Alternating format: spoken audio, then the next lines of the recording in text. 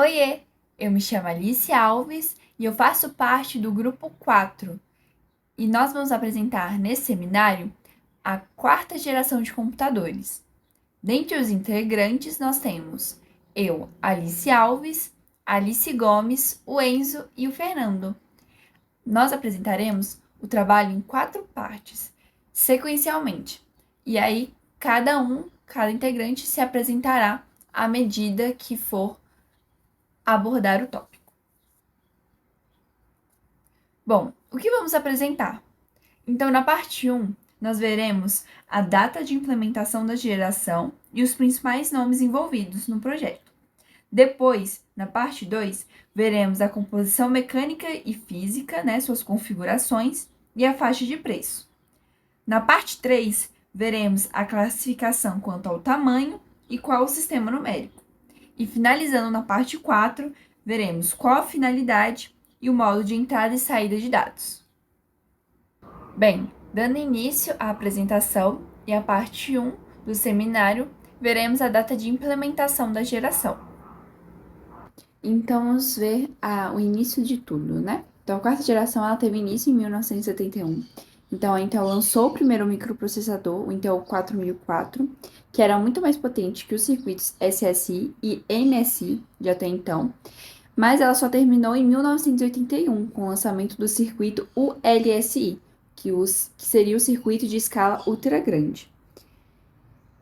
Mas essa pesquisa, na verdade, ela começou em 1969, 2 anos antes. Só que os resultados eles só foram vistos, em novembro de 1971. Isso aconteceu porque ela buscou atender um pedido, de uma empresa japonesa que ela precisava de um circuito integrado especial. E com isso, a Intel elaborou o 4004, criado por Frederick Fagin, Ted Hoff e o Stanley Mazur, que são os principais nomes do projeto, do primeiro microprocessador comercial. A gente vai abordar agora um pouquinho sobre quem são eles e qual foi o papel deles dentro desse projeto.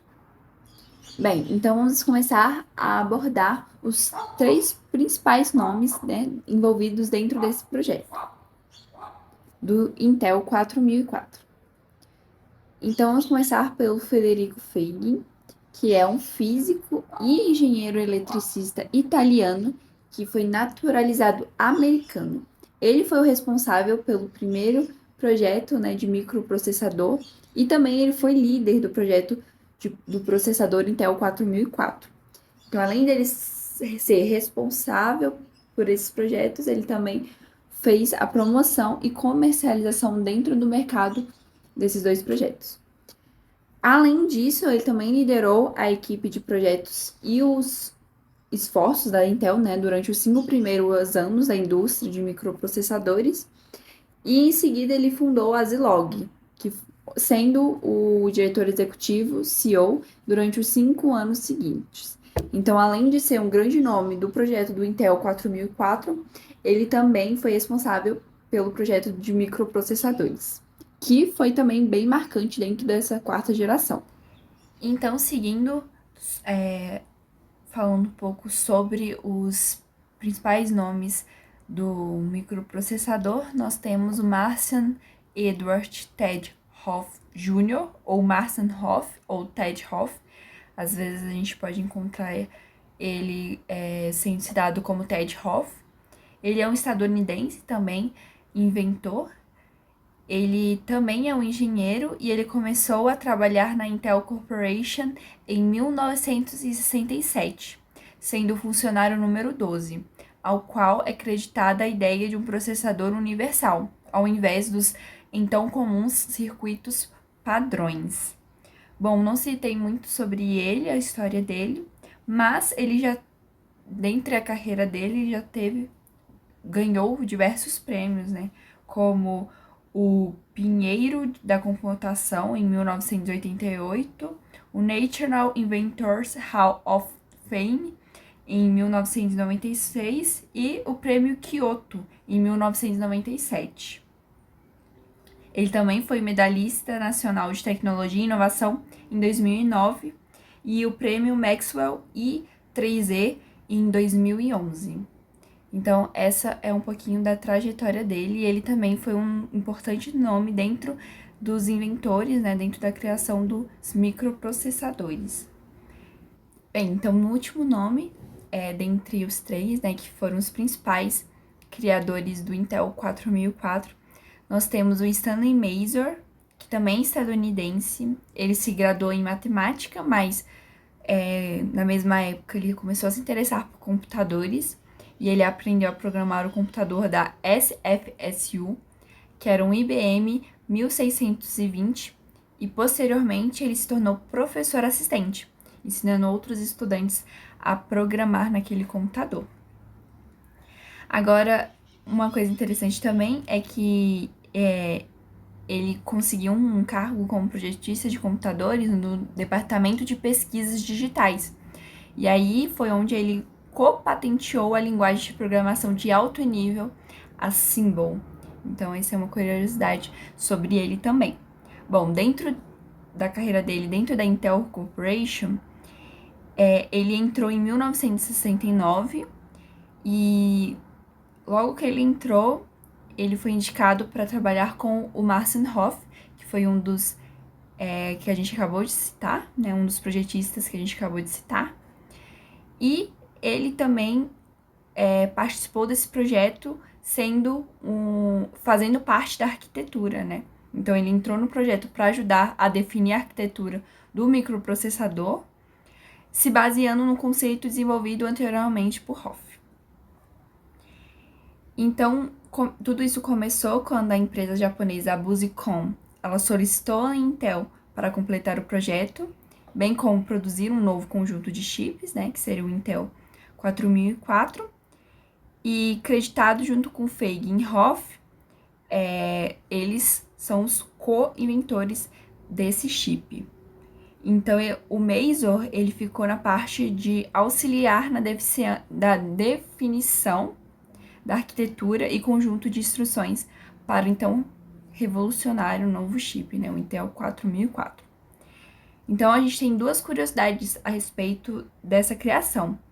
Porque a primeira foi porque houve uma relutância por parte do marketing da Intel, que eles queriam assumir o suporte e venda destes produtos para o destinatário final.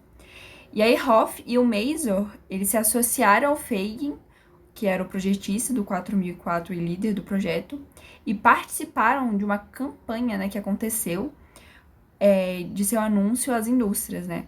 E aí auxiliando na definição da estratégia de suporte que a companhia podia assumir. E aí, finalmente, em 1971, foi anunciado o chip 4004. Outra coisa é que depois dele trabalhar como projetista de computadores, né, durante 6 anos, Mazur ele foi morar em Bruxelas e continuou a trabalhar para a Intel, fornecendo suporte de engenharia para os usuários de produtos. Olá, primeiramente boa noite, me chamo Enzo. Estarei falando relacionado ao tema de computadores da quarta geração e minha parte será sobre composição, mecânica, física, configuração e sua faixa de preço. Vamos por aqui, como eu já falei antes, né? Composição, mecânica, física e configuração. E vamos continuar. A composição mecânica, física de um computador é o conjunto de componentes e partes que tornam funcional. Esses componentes podem ser divididos em dois grupos principais. Componentes mecânicos.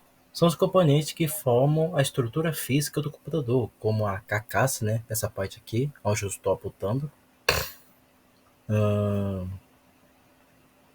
A placa-mãe. Esta aqui, ó. Isto aqui seria uma placa-mãe, né? Aqui estão os componentes de entrada. O processador, este aqui, né? A Intel.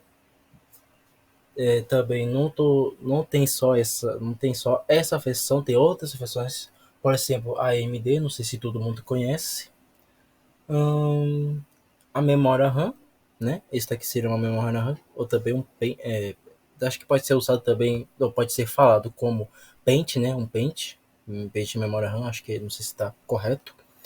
E aqui seria o disco rígido, como também chamado de HD, ou acho que também SSD, só que é menor que o HD, né? Disco rígido, que aqui seria um disco, esse aqui onde, né, roda todos os dados, essas coisas, e ele é bem sensível, que qualquer, tipo, queda assim alta, uma pancada forte, é capaz de dar dando defeito e você perder o seu componente. Continuando aqui também, né, a fonte de alimentação também tem outras versões, dependendo da configuração do seu PC, né, se aguentar a fonte de alimentação. E os componentes físicos são os componentes que interagem com o mundo real, como por exemplo aqui o monitor, o teclado, o mouse e o gabinete. A configuração, né, de um computador é a especificação de seus componentes e partes. A configuração pode variar significativamente dependendo do modelo do computador e das necessidades do usuário. Agora vamos aqui para faixas de preço. O preço de computador pode variar significativamente dependendo da sua configuração. Em geral, os computadores com configurações mais complexas, avançadas, são mais caros. E aqui eu vou falar, né, vou mostrar aqui como um exemplo gráfico de bits. Mostra a distribuição dos preços dos computadores da quarta geração por tipo de computador. 50% de computadores da quarta geração são computadores de mesa. E 30% são laptops e 20% são tablets. Isso significa que os computadores de mesa são o tipo de computador mais comum da quarta geração, seguidos pelos laptops e tablets. Os preços dos computadores da quarta geração são literalmente mais altos do que os preços dos computadores da terceira geração. 50% dos computadores da quarta geração custa entre R$ 1.000 e R$ 2.000, enquanto 50% dos computadores da terceira geração custa entre R$ 500 a R$ 1.000. Em conclusão a tudo isso, os computadores de mesa, perdão, são o tipo de computador mais comum da quarta geração, seguidos pelos laptops e pelos tablets. Concluindo tudo, né? Os preços dos computadores de quarta geração são ligeiramente mais altos que os preços dos computadores da terceira geração. E isso é a minha parte. E uma ótima boa noite e um ótimo começo de semana. E aqui eu termino minha gravação. Oi, gente, aqui é a Alice. Eu tô com a parte 3. Eu vou explicar sobre a classificação quanto ao tamanho e qual sistema numérico que era utilizado nos computadores da época. Bom, na quarta geração dos computadores houve um grande avanço na sua miniaturização dos componentes eletrônicos, né? Que levou ao desenvolvimento dos primeiros microprocessadores. Um marco bastante notável, né, que foi o lançamento do Intel 4004 em 1971, onde o meu amigo Fernando vai explicar melhor isso. Este foi o primeiro lançamento, né, do microprocessador, como a Alice já disse, e comercialmente foi disponível e tinha apenas 2.300 transitores. Isso foi um marco muito grande da evolução dos computadores pessoais, pois permitiu, né, a construção de sistemas muito menores e mais acessíveis do que os computadores da geração anterior, que eram bastante grandes, né? Como eu coloquei no slide, por exemplo, eu coloquei os computadores desde a primeira geração até a quarta, a gente está explicando. Dá para perceber uma diferença muito grande dos mainframes, que estavam sendo bem grandes e agora estão pequenos, né? E, como eu já disse, ficou bem mais acessível, né? Um cara comprar um notebook e levar para casa. Ou seja, não é necessário ir no local, tipo, fazer sua pesquisa no computador no local e voltar para casa. Mas continuando. Bom, os computadores, né? Nessa quarta geração, eles aprimoraram o uso do sistema binário, né? Com uma base para representar os dados e as suas operações. O sistema numérico foi bem predominado nessa época e continua, né, sendo o sistema binário, que era composto por dígitos 0 e 1, que eram para representar informações e executar operações lógicas.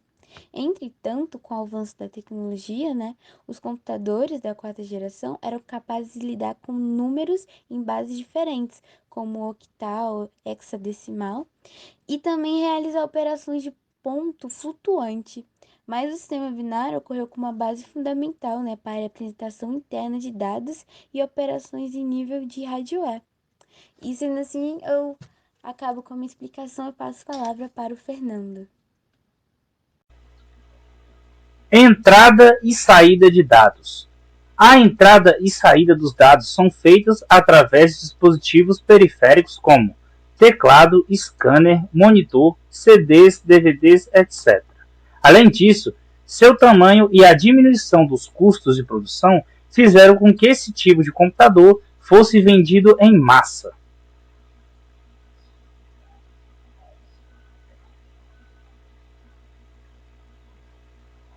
Alguns destaques da quarta geração e finalidade.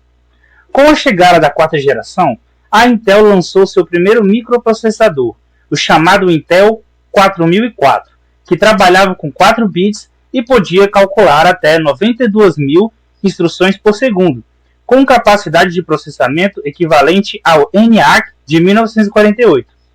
No começo da década de 70, ele era usado em calculadoras eletrônicas. No ano seguinte, a Intel lançou o 8008, primeiro microprocessador de 8 bits com barramento externo de 14 bits. Em 1974 saiu o modelo 8080, que ainda era em 8 bits, mas conseguia executar com limitações operações de 18 bits. Seu clock era de 2 MHz e endereçava centenas de milhares de operações por segundo, até 64 KB de memória. Foi criado com o objetivo inicial de controlar mísseis. E com isso, concluímos o seminário sobre a quarta geração de computadores.